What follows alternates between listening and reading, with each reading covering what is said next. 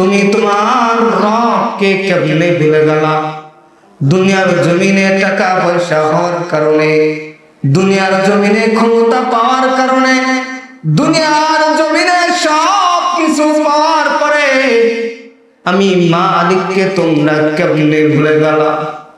আল্লাহ রাব্বুল আলামিন এই আয়াতের মধ্যে বড় মায়া নিয়া মানুষদেরকে, ইনসানদেরকে রাখেন।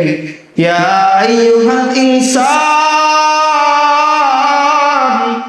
ও মানুষ, মা গররাকা, তোমাকে কে ধোঁকায় ফেললো বিরব্বিকাল কারীম, রব্বে কারীমের ব্যাপারে, ওই দয়াময় রব্বে কারীমের ব্যাপারে তোমাকে দুনিয়ার জমিনে কে ধোঁকায় ফেললো?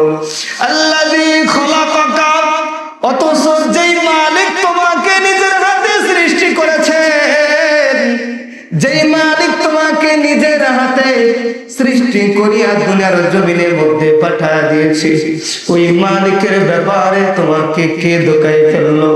তুমি তোমার রবকে কেমনে ভুলে গেলা? এই মানুষ, তুমি কি চিন্তা করো না?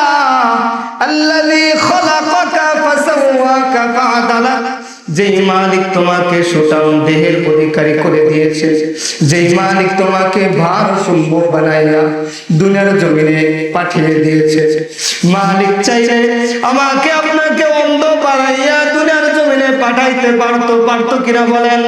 এই অন্ধ বানাইয়া আমাকে আপনাকে পাঠাইতে পারতো। আল্লাহ তাআলা আমাকে আপনাকে দুইটা চক্ষু দান করেছেন। আল্লাহ সূরা বালাদের মধ্যে বলেন, আলাম নাজআল লাহু আইনাইন। ও মানুষ, তুমি কি দেখো না আমি কি তোমাকে দুইটা চক্ষু দান করি নাই? আমি চাইলে তোমাকে অন্ধ বানাইয়া দুনিয়ার জমিনে পাঠাইতে পারতাম, অথবা এক চোখ দিয়ে তোমাকে দুনিয়ার মধ্যে পাঠাইতাম। এটা তোমার জন্য সৌন্দর্য হইতো না? তোমাকে দুইটা চক্ষু দিয়েছি, একটা চক্ষু যদি নষ্ট হয়ে যায়, একটা চক্ষু যদি তুমি হারায় ফেলো, আর একটা চক্ষু দিয়া তুমি এই সুন্দর পৃথিবী, সুন্দর জমিন তুমি দেখতে পারো। আমি মালিক তোমাকে দুইটা চক্ষু দিয়েছি। আল্লাহ তাআলা এই আয়াতের মধ্যে এই জন্যই বলেন, তোমাকে তোমার রবের ব্যাপারে কে ধোঁকায় ফেললো? আল্লাহ তাআলা আমাদেরকে এত নিয়ামত দিয়েছে, চক্ষু দিয়েছে। আল্লাহ চাইলে আমাকে আপনাকে অন্ধ বানাইতে পারতেন, কিন্তু অন্ধ বানান নাই। আল্লাহ তাআলা চাইলে আমাকে আপনাকে পঙ্গু বানাইয়া আল্লাহ তাআলা আমাদেরকে পা না দিয়া দুনিয়ার মধ্যে পাঠাইতে পারতেন। তারপরও মালিক আমাকে আপনাকে পা দিয়া, দুইটা পা দিয়েছেন, এই যে দুইটা হাত দিয়েছেন, এই দুইটা হাত দিয়ে আমি আপনি কত কাজ করি। যদি আল্লাহ তাআলা আমাকে আপনাকে এই দুইটা হাত না দিত, আমাদের কি অবস্থা হতো? এই জন্য আল্লাহ বলেন, মা গররাকা বিরব্বিকাল কারীম, তোমার রবের ব্যাপারে, তোমার রব্বে কারীমের ব্যাপারে তোমাকে কে ধোঁকায় ফেললো? তুমি কি তোমার নিজের চেহারার দিকে তাকাও না? ফি আইয়ি সূরাতিন মা শাআ রাক্কাবাক, ফি আইয়ি সূরাতিন মা শাআ রাক্কাবাক। ও মানুষ, তুমি তোমার চেহারার দিকে তাকাও, কত সুন্দর করে তোমাকে দুনিয়ার জমিনে পাঠিয়ে দিয়েছে। তাই আমাদের চেহারাটাকে যদি, আমাদের মুখটাকে যদি পিছনের দিকে দিয়ে দিত, কত খারাপ দেখা যাইতো। ফি আইয়ি সূরাতিন মা শাআ রাক্কাবাক। আল্লাহ বলেন, মানুষ, তুমি তোমার চেহারার দিকে তাকাও, আয়নার সামনে দাঁড়ায় যাও, দেখো আল্লাহ তোমাকে কত ভালোবাসে, কত মায়া নিয়ে, কত সুন্দর করে তোমাকে আকৃতি দিয়ে তোমাকে দুনিয়ার জমিনে পাঠিয়েছে। আল্লাহ যেমন চেয়েছে তেমন ভাবে আমাকে আপনাকে দুনিয়ার জমিনে পাঠিয়েছে। তারপরও আমি আপনি কেমনে মালিকের সাথে নাফরমানি করি? এই জন্যই আল্লাহ বলেন, ইয়া আইয়ুহাল ইনসান, ও মানুষ, তোমাকে তোমার রবের ব্যাপারে কে ধোঁকায় ফেললো? এই জন্য আমরা যারা আমাদের রবের ব্যাপারে উদাসীন আছি, রবের ব্যাপারে যারা গাফিল রয়েছি, রবের ইবাদত বন্দেগী করতে চাই না, আমরা আমাদের মাথা থেকে পা পর্যন্ত যদি আমরা তাকায় দেখি, আল্লাহ তাআলা আমাদেরকে কতগুলো নিয়ামত দিয়েছে। আমরা হাটে বাজারে, আমরা বাজারের মধ্যে গেলে, আমরা রাস্তাঘাটের মধ্যে কত অন্ধ মানুষকে দেখি, কত ভয়ঙ্কর দেখা যায়। যায়, কত অসুস্থ মানুষকে দেখা যায়। আল্লাহ তাআলা আমাকে আপনাকে অসুস্থতার মধ্যে পাঠায়া দেয় নাই, অন্ধ বানায়া দুনিয়ার জমিনে পাঠায়া দেয় নাই, পঙ্গ বানায়া আমাকে আপনাকে দুনিয়ার জমিনে পাঠায়া দেয় নাই। আল্লাহ তাআলা মাথা থেকে পা পর্যন্ত দুনিয়ার জমিনে যেভাবে চললে আমি আপনি আরামে দুনিয়ার জমিনে শান্তিতে বাস করতে পারবো, আল্লাহ তাআলা আমাকে আপনাকে সেই সম্পর্ক, সেই সৌন্দর্য দিয়া আল্লাহ তাআলা আমাকে আপনাকে দুনিয়ার মধ্যে পাঠায়া দিয়েছে। চিল্লায়া বলেন সুবহানাল্লাহ।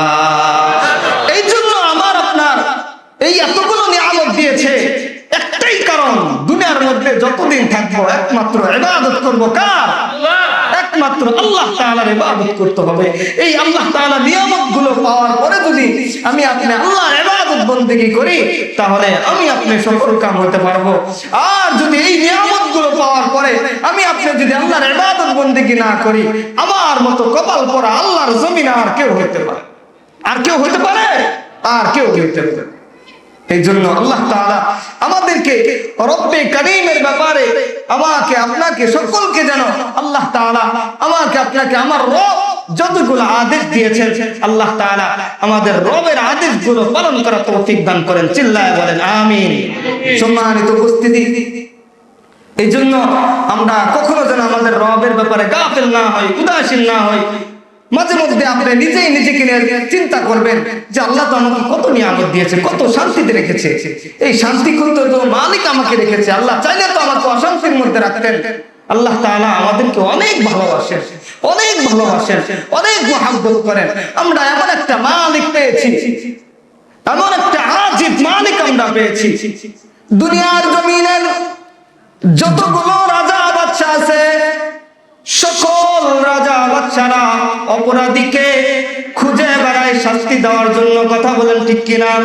দুনিয়ার মধ্যে যদি কোনো রাজা বাদশার সামনে যদি কোনো প্রজারা অপরাধ করে, দুনিয়ার জমিনের মধ্যে যদি সরকারের সামনে কোনো জনগণ অপরাধ করে, তাকে শাস্তি দেওয়ার জন্য খুঁজে বেড়ানো হয়। কিন্তু আমি আপনি এমন একটা মালিক পেয়েছি, যেই মালিক অপরাধীকে মাফ করার জন্য এই যে আমাদের মাথার উপরে যে আসমান, এই প্রথম আসমানে এসে বান্দাদেরকে ডাকে আর বলে আলা মিন মুস্তাগফিরিন ফাগফিরলা, এই গুনাহগার বান্দারা আয় আয় আয়, আমি তোকে মাফ করার জন্য প্রথম আসমানে হাজির। আর জোরে বলেন সুবহানাল্লাহ। কি আজিব মালিক পেয়েছি! দুনিয়ার বাদশারা অপরাধীকে শাস্তি দেওয়ার জন্য খুঁজে বেড়ায়, আর আমি আপনি এমন একটা মালিক পেয়েছি অপরাধীকে মাফ করার জন্য প্রথম আসমানে এসে ডাকতে থাকে আলা মিন মুস্তাগফিরিন ফাগফিরলা, এই আমার বান্দারা আয় আয় আমার কাছে আয়, আমি তোকে মাফ করার জন্য প্রথম আসমানে আছি, তোরা আমার কাছে মাফ চা, আমি তোকে মাফ করে দেব। থেকে মানুষ এক সময় বিদায় নিয়ে চলে যাবে, সকল মানুষ মারা যাবে। আল্লাহ তাআলা সূরা জিলজাল আল্লাহ তাআলা নাজিল করে মানুষদের কি অবস্থা হবে সেই সম্পর্কে আল্লাহ তাআলা সূরা জিলজালের মধ্যে বলে দিয়েছে। আল্লাহ তাআলা বলেন ইযা যুলজিলাতিল আরদু জিলজালাহা, ইযা যুলজিলাতিল আরদু জিলজালাহা, এই পৃথিবী যখন ভয়ঙ্কর কম্পনে প্রকম্পিত হয়ে যাবে, সকল মানুষ কবর থেকে উঠে যাবে, ওয়া আখরাজাতিল আরদু আসকালাহা, এই জমিনের মধ্যে, এই জমিনের নিচে যতগুলো মানুষ আছে, জমিনের নিচ থেকে মানুষগুলো উঠে যাবে। অর্থাৎ আদম থেকে আমাদের নবী মুহাম্মদুর রাসূলুল্লাহ সাল্লাল্লাহু আলাইহি ওয়াসাল্লাম পর্যন্ত যতগুলো আল্লাহর বান্দা বান্দিরা দুনিয়ার জমিনে ছিল, সকলকে দাফন করা হয়েছিল কবরের মধ্যে। সকল মানুষ কবর থেকে উঠে যাবে। কবর থেকে উঠে যাওয়ার পরে মানুষগুলো চিৎকার করতে থাকবে। এই অবস্থা দেখিয়া জমিন যখন জমিনের নিচ থেকে অগ্রায়া দিবে, জমিন যখন জমিনের নিচ থেকে যত বস্তু আছে সকল কিছু বের করে দিবে। ওয়াকালাল ইনসানু মা লাহা, এবার মানুষগুলো এই ভয়াবহ ভয় পেয়ে যাবে, আতঙ্কিত হয়ে যাবে, আর বলবে এই জমিনের কি হয়ে গেল, এই জমিন এমন করে কেন, জমিন কেন জমিন কেন এমন করে মানুষদেরকে মাটির নিচ থেকে উঠায়া দেয়। ওয়াকালাল ইনসানু মা লাহা, কেমন অবস্থা হবে দেখেন, একটু অনুভব করেন। মানুষ, সকল মানুষ যে সময় কোটি কোটি মানুষ যেই সময় মাটির নিচে ছিল, হঠাৎ করে যখন মাটির নিচ থেকে সকল মানুষ উঠে যাবে, সকল মানুষ ভয়ে আতঙ্কিত হয়ে যাবে, সকল মানুষ আতঙ্কিত হইয়া জমিনকে বলবে ওয়াকালাল ইনসানু মা লাহা, এই জমিনের কি হয়ে গেল, জমিন কেন এমন করতেছে, মানুষগুলো আতঙ্কিত হয়ে যাবে। এবার জমিন আল্লাহ তাআলার আদেশ পাইয়া ইয়াউমা ইযিন তুহাদ্দিসু আখবারাহা, এবার জমিন সে তার ভিতরে যতগুলো খবর আছে, যতগুলো সংবাদ আছে, সব সংবাদগুলো জমিন বলে দিবে। এই মুসলমান ইমানদার আমার দিকে খেয়াল করে শোনেন, দিলের কান লাগায় শোনেন, মনটাকে একটু নরম করেন।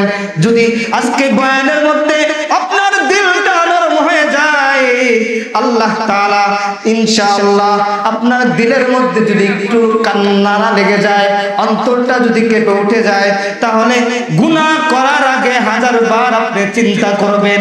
দেখেন জমিন আমার আপনার পক্ষে বিপক্ষে আল্লাহর আদালতে সাক্ষী দিবে, আল্লাহর আদালতে আমার আপনার জন্য খবর দিয়ে দিবে।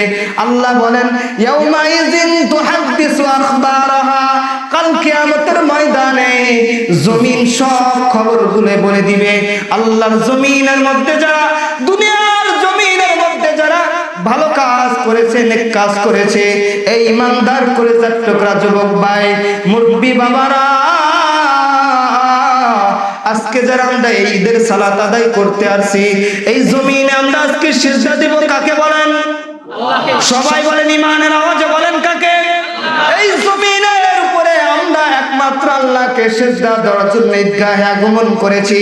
এই ঈদগাহে আগমন করার পরে আমরা মালিকের কুদরতে পায় যেই সময় সিজদা দিয়ে দিব, এই জমিন যেই জায়গায় আমি আপনাকে সিজদা দিয়ে দিব, কাল কিয়ামতের ময়দানে এই জমিন আল্লাহর আদালতে বলবে, কোটি কোটি মানুষের সামনে আল্লাহর কাছে বলবে, আল্লাহ তোমার এই বান্দা দুনিয়ার জমিনের মধ্যে, আমি জমিনের উপরে থাকার পরে তোমার এই বান্দা, আমি জমিনের উপরে তোমার সাথে নাফরমানি করে নাই, আমি জমিনের উপরে থাকিয়া থাকিয়া তোমার এই বান্দা তোমার কুদরতি পায়ে সিজদা দিয়েছে। আর জোরে বলেন সুবহানাল্লাহ।